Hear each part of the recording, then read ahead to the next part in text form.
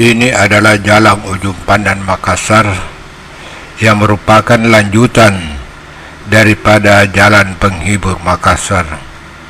Jalan ini dekat dengan pantai juga, dan di sini terdapat pasar pelelangan ikan,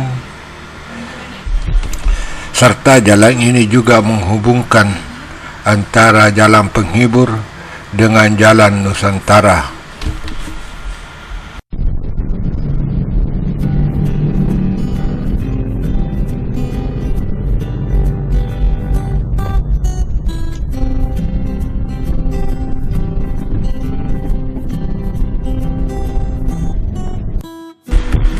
Di Jalan Ujung Pandan ini terdapat tempat wisata, yaitu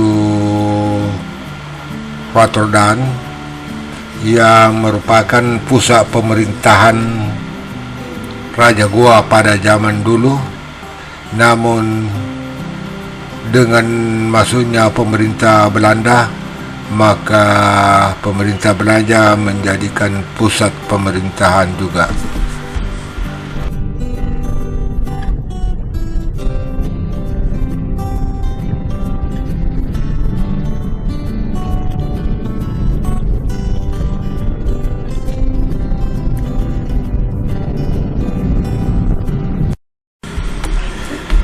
Setelah kita menelusuri Jalan Ujung Pandan Makassar, maka selanjutnya kita akan masuk ke Jalan Nusantara.